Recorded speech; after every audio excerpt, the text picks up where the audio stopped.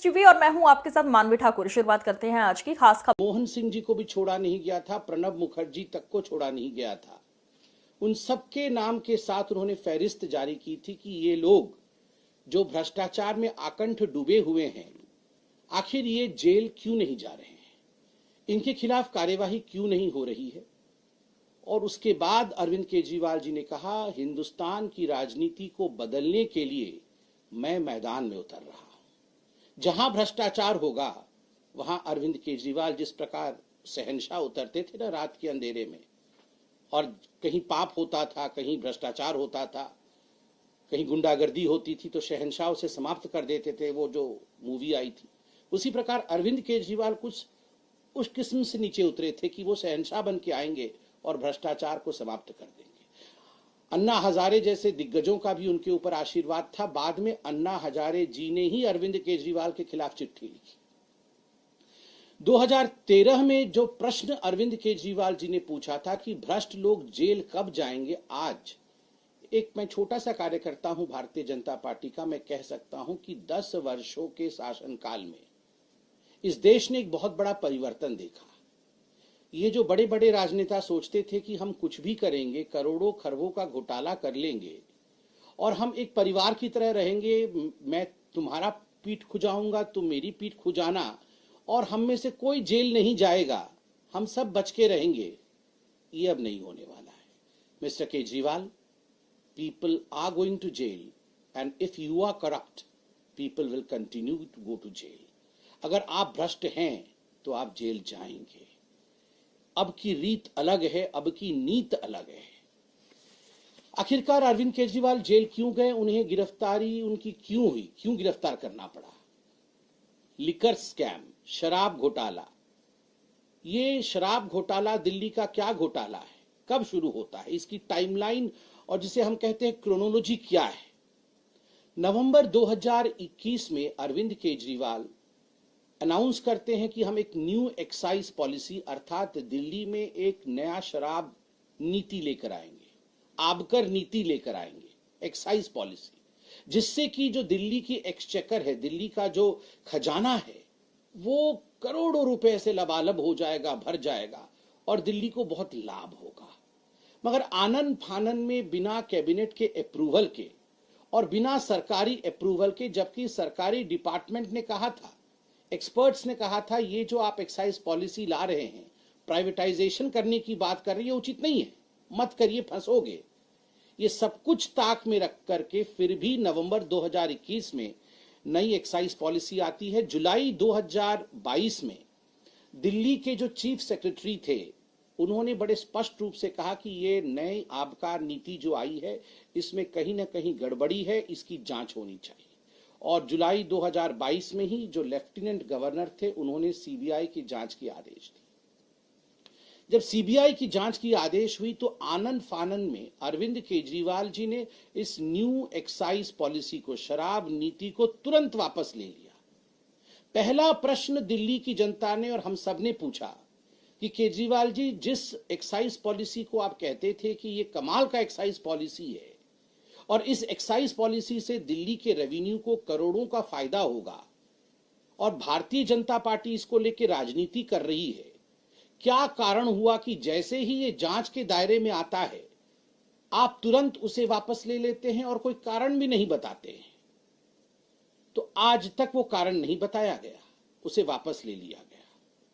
19 अगस्त 2022 को आप याद करिए, पहला सीबीआई रेड होता है मनीष सिसोदिया डिप्टी सीएम के घर में, और 22 अगस्त 2022 को ईडी फाइल करती है केस मनी लॉन्ड्रिंग केस में कि बहुत बड़ा घोटाला हुआ है, मनी लॉन्ड्रिंग हुई है, पैसे इकट्ठे किए गए हैं गैर कानूनी तरीके से।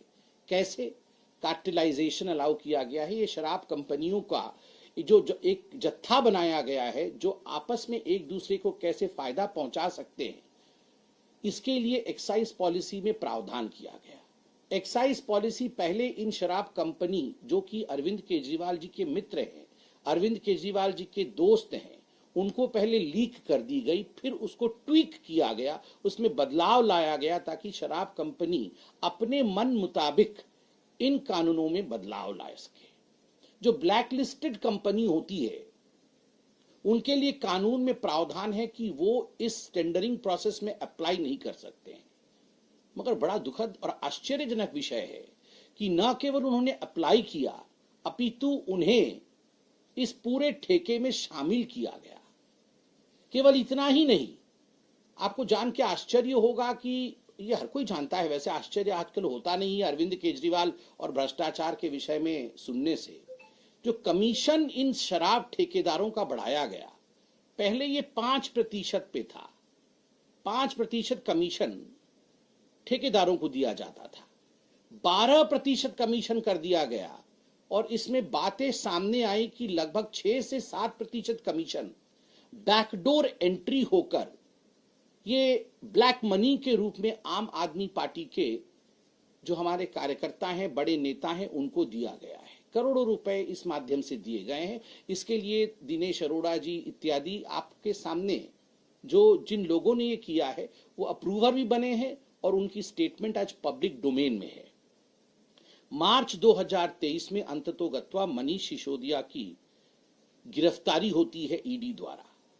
अक्टूबर 2023 में इसी केस में संजय सिंह जी की भी गिरफ्तारी होती है और अक्टूबर 2023 में ही समन भेजा जाता है, पहला समन अरविंद केजरीवाल जी को कि अरविंद केजरीवाल जी, प्रथम दृष्टिया प्राइमा फेसी ये लग रहा है कि मनीष सिसोदिया भी इन्वॉल्व है, संजय सिंह भी इन्वॉल्व है और कहीं ना कहीं जो स्टेटमेंट्स आ रहे हैं, चाहे वो विजय नायर जो कि कम्युनिकेशन हेड हैं आम आदमी पार्टी के, और बाकी जो ठेकेदार जो अप्रूवर बने हैं, उनके स्टेटमेंट से लग रहा है कि आप भी इसमें हिस्सेदार हैं।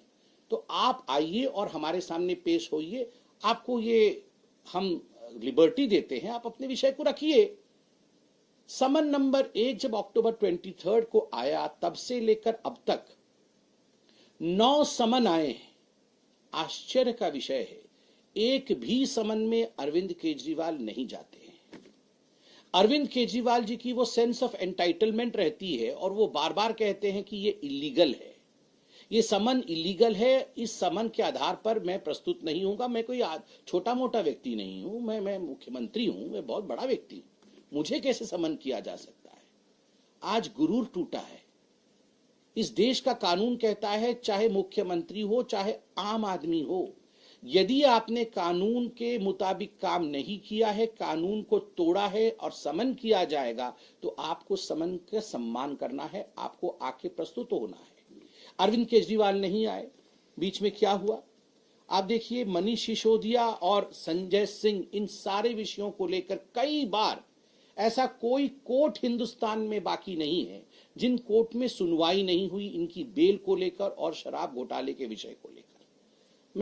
मुझे लगता है हम तो पॉलिटिकल पार्टी के प्रवक्ता हैं, हमारे ऊपर बायसनेस का आरोप लग सकता है कि चलिए आप बीजेपी से प्यार करते हैं, आम आदमी पार्टी आपकी ओपोनेंट है, आप तो बायस्ड बयान देंगे। But the courts are not biased. I have statements of the court in my hand. What does the court say in case of Sisodia's bail? Mr. Sisodia played the most important and vital role in the criminal conspiracy and had been deeply involved in formulation as well as implementation of the said policy to ensure achievement of objectives of the said criminal conspiracy. Court कहती है कि जो सिसोदिया साहब है, एक criminal conspiracy हुआ दिल्ली की जनता को लूटने का, और इस क्रिमिनल कॉन्स्पिरेसी में सिसोदिया साहब संलिप्त है। सिसोदिया साहब को बेल नहीं दिया जा सकता है और क्रिमिनल कॉन्स्पिरेसी में वो अक्यूज्ड है। आप सोचिए, ये दिल्ली की कोर्ट कहती है, ये छोटा विषय नहीं। दिल्ली हाईकोर्ट क्या कहता है? दिल्ली हाईकोर्ट कहता है allegations are very serious in nature. जब बेल को रिजेक्ट किया गया और सारे तथ्यों को देखा गया, तथ्यों के आधार पर सुनवाई हुई, तो दिल्ली हाईकोर्ट ने बड़े स्पष्ट शब्दों में कहा these allegations are very serious in nature. इतने सीरियस एलिगेशंस हैं और आम आदमी पार्टी नाटक नौटंकी करने में लगी है। Should there be an investigation, a fair investigation on allegations that are serious, or should there be high drama, high voltage drama on allegations that are serious? This is for the people of Delhi and this is for the people of the country to decide. Investigation महत्वपूर्ण है या drama महत्वपूर्ण है, जब allegations बहुत serious हैं, ये हिंदुस्तान के लिए सोचने का विषय है। केवल इतना ही नहीं, सर्वोच्च न्यायालय सुप्रीम कोर्ट में जब ये पूरा विषय जाता है, मनीष सिसोदिया जी के बेल का एक्साइज पॉलिसी के केस में संजीव खन्ना, जस्टिस संजीव खन्ना, उन्होंने बड़े स्पष्ट शब्दों में एक वाक्य कहा जो यहां मैं पढ़ना चाहूंगा और जो मुझे लगता है it was the main reason as to why the whole of country today knows the fact. It was the nail in the coffin. And the sentence is, Justice Khanna SC said, one aspect regard to the transfer of money, 338 crore, is tentatively established. We have dismissed the bail. Bail को खारिज करते हुए मनीष सिसोदिया का supreme court के justice Khanna ने बड़े स्पष्ट शब्दों में कहा, एक मनी ट्रेल एस्टैब्लिश हुआ है और वह भी 338 करोड़ रुपया का मनी ट्रेल एस्टैब्लिश होता है। कहीं न कहीं भ्रष्टाचार की बू यह सुप्रीम कोर्ट तक महसूस करती है और तभी मनीष सिसोदिया को बेल नहीं देती है। जिस देश के सर्वोच्च न्यायालय ने मनी ट्रेल के बारे में बात किया, आप बताइए क्या वो व्यक्ति गिरफ्तार होना चाहिए या नहीं?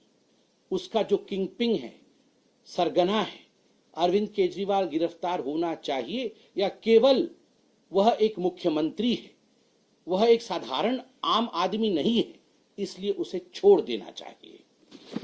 इतना ही नहीं, आप सभी जानते हैं कि सीएजी की भी रिपोर्ट आई थी।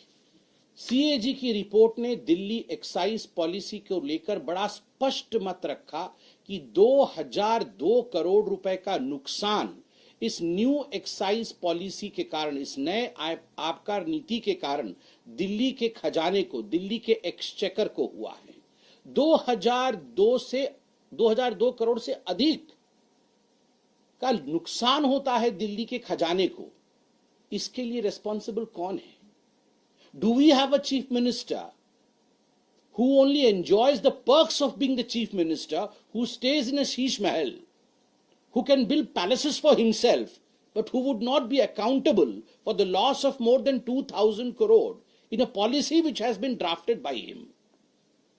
क्या दिल्ली के चीफ मिनिस्टर अपने लिए महल बना सकते हैं, शीश महल में रह सकते हैं, जेड प्लस सिक्योरिटी में घूम सकते हैं, किंतु 2000 करोड़ से अधिक नुकसान जो दिल्ली को हुआ है, दिल्ली के खजाने को हुआ है, यदि उस पे उनसे सवाल पूछा जाए, उससे उनसे जवाब मांगा जाए, तो वो विक्टिम कार्ड खेलेंगे, तो वो ड्रामा करेंगे? No mister Kejriwal, it is high time that the people in this country who are embroiled in corruption need to be arrested, and you have been arrested. हाल फिलहाल में 2 दिन पहले जब के कविता को, जो बीआरएस पार्टी की हैं, उनको अरेस्ट किया गया, उनसे जांच पड़ताल किया गया, उनसे इंट्रोगेशन किया गया, पहली बार ईडी ने जो प्रेस रिलीज जो पब्लिक डोमेन में है उसे रखा। They use the word conspirator for mister Arvind Kejriwal, कि अरविंद केजरीवाल इस पूरे के पूरे एक्साइज पॉलिसी में, शराब घोटाले में एक कॉन्स्पिरेटर है, वो सरगना है, वो षड्यंत्रकारी है।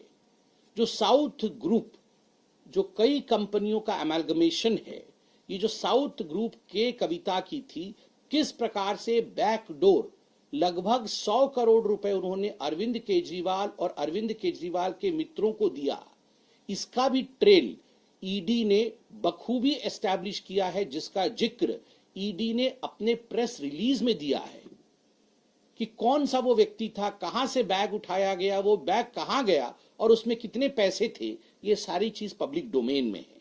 तो स्वाभाविक रूप से इन सभी चीजों को देखते हुए कल दिल्ली हाईकोर्ट ने, जब 21 तारीख को दिल्ली हाईकोर्ट इमीडिएट रिलीफ के लिए अरविंद केजरीवाल गए थे, तो दिल्ली हाईकोर्ट ने जो कहा वो बहुत महत्वपूर्ण है। दिल्ली हाईकोर्ट ने कहा, we have heard both sides and we are not inclined at this stage to grant protection. The respondent is at liberty to file a reply. Protection के लिए मुझे गिरफ्तार न किया जाए, मैं खास हूं, मैं आम नहीं हूं, मैं गिरफ्तार नहीं हो सकता हूं। जब इस विषय को लेकर अरविंद केजरीवाल दिल्ली हाईकोर्ट गए, दिल्ली हाईकोर्ट ने स्पष्ट शब्दों में कह दिया हम आपको प्रोटेक्शन नहीं दे सकते हैं, और तथ्यों को देखने के बाद कहा। जब देश की अदालत कहती है कि तथ्यों में फैक्ट्स है, फैक्ट्स तथ्य एक ही होते हैं, कागजों में फैक्ट्स है, तथ्य है, जो भी सबमिशन ईडी ने किया है उसको देखने के बाद तो आपको प्रोटेक्शन नहीं दिया जा सकता है। उसका अर्थ क्या होता है? उसका अर्थ होता है अरविंद केजरीवाल जी, आपने प्रथम दृष्टया गलती की है, और अगर गलती की है तो देश का कानून जो मेरे लिए है, जो मेरे पत्रकार बंधु सामने बैठे हैं उनके लिए है, और जो व्यूअर्स हमें देख रहे हैं उनके लिए है, आम आदमी के लिए जो कानून है वही कानून मुख्यमंत्री के लिए भी है। मुझे बड़ा आश्चर्य हुआ, आज प्रेस कॉन्फ्रेंस करते समय बहन अतिशी ने कहा कि अरविंद केजरीवाल कोई साधारण व्यक्ति नहीं है, वो एक सिटिंग मुख्यमंत्री है, और एक सिटिंग मुख्यमंत्री ही नहीं, वो Z+ सिक्योरिटी पे चलने वाले व्यक्ति हैं। एक Z+ सिक्योरिटी पे चलने वाले व्यक्ति को गिरफ्तारी, उनकी गिरफ्तारी कैसे हो सकती है? उनको कैसे हम गिरफ्तार कर सकते हैं? मित्रों, याद करिए, ये वही व्यक्ति है, ये वही अरविंद केजरीवाल है जो एक ब्लू रंग की गाड़ी में आते थे और कहते थे मैं सिक्योरिटी नहीं लूंगा, मैं बंगला नहीं लूंगा, बच्चों की कसम खाता हूं, सर की कसम खाता हूं, कांग्रेस के साथ साथ नहीं निभाऊंगा। और आज दुहाई दे रहे हैं मैं तो Z+ वाला हूं, मेरी गिरफ्तारी कैसी हो सकती है? सिक्योरिटी नहीं लूंगा से Z+, घर नहीं लूंगा से शीश महल, बच्चों की कसम कांग्रेस के साथ नहीं जाऊंगा। अभी सुनने में आ रहा है शायद राहुल गांधी पहुंच ही रहे होंगे अरविंद केजरीवाल जी के घर में, क्यों ना हो भला। द बेल क्लब में अरविंद केजरीवाल जी का भी स्वागत है, सब बेल पे बाहर हैं। अरविंद केजरीवाल जी को भी 15,000 रुपए का मुचलका लोअर कोर्ट ने दिया था, आप याद, सेक्शन 174 के अंतर्गत। मुझे बड़ा आश्चर्य होता है, यही वो अरविंद केजरीवाल है और यही वो कांग्रेस पार्टी है जो एक दूसरे को करप्ट कह रहे थे। अरविंद केजरीवाल कह रहे थे देश का सबसे भ्रष्टतम व्यक्ति रॉबर्ट वाड्रा है, देश की सबसे भ्रष्टतम अध्यक्षा कोई है तो वो सोनिया गांधी है, लालू प्रसाद यादव से ज्यादा भ्रष्ट कोई नहीं है। और आज तांता लगा है सोनिया जी, राहुल जी और लालू प्रसाद यादव का कि अरविंद केजरीवाल ही हमारे लीडर हैं। बिल्कुल सही कहा, he is the leader of the corrupts. Arvind Kejriwal ये जितने भी करप्ट लोग हैं उनके लीडर हैं, करप्ट्स के करप्ट हैं, भ्रष्टाचारियों में भ्रष्टाचारी है। तो इसमें किसी प्रकार का संशय नहीं है। मैं एक वीडियो लेके आया हूं, अभी राहुल गांधी भी पहुंच रहे होंगे मेरे ख्याल से केजरीवाल जी के घर पे, तो ये वीडियो जरा उनको दिखाइएगा। का घोटाला क्या है, शराब का लिकर स्कैम क्या है? लिकर स्कैम सीधे सीधे अब ये एस्टैब्लिश हो गया है कि कम से कम 100 करोड़ की रिश्वत ली गई, कम से कम 100 करोड़ की रिश्वत। और उसके अंदर फेस टाइम के ऊपर केजरीवाल से बिजनेसमैन से बात कराई गई, और बिजनेसमैन से बात कराने के बाद होलसेल डीलर्स को, जो प्राइवेट होलसेल डीलर्स हैं, उनको 12% कमीशन 5% से बढ़ा करके 12% कमीशन ये करी गई। और उसके अंदर शर्त ये रखी गई कि 6% किकबैक आम आदमी पार्टी और केजरीवाल को दिया जाएगा। और मनी ट्रेल भी एस्टैब्लिश हो गया है कि वो पैसा 100 करोड़ रुपए गोवा के इलेक्शंस के अंदर आप पार्टी ने इस्तेमाल किया और कांग्रेस के खिलाफ में किया, क्योंकि जो वोट वहां पर उनको मिले वो कांग्रेस के खिलाफ में मिले। तो केजरीवाल ने कांग्रेस को हराने के लिए, कांग्रेस को नुकसान पहुंचाने के लिए केजरीवाल ने 100 करोड़ का स्कैम किया है। और इनको कोई नैतिक अधिकार, केजरीवाल और इनके मंत्रियों को, जो जिनका नाम इसमें है, चाहे वो मनीष सिसोदिया, चाहे सत्येंद्र जैन को, इनको कोई नैतिक अधिकार नहीं है कि अपनी कुर्सी पे एक सेकंड भी और रह जाए।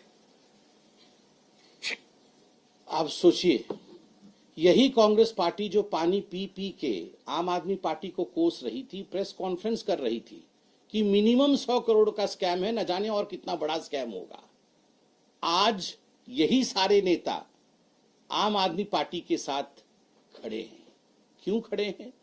क्योंकि इन सब की नैया डूब रही है। लोकतंत्र में जब जनता जनार्दन सच्चाई जान जाती है और जब वो आपके नैया को डुबोने लगती है, तब मरता क्या नहीं करता वाली परिस्थिति होती है। सारे भ्रष्टाचारी, आप देखिएगा, ये सारे भ्रष्टाचारी इकट्ठे होने वाले हैं और वो जो फेमस सीन है, एक दूसरे के हाथ उठा करके खड़े होने वाले हैं।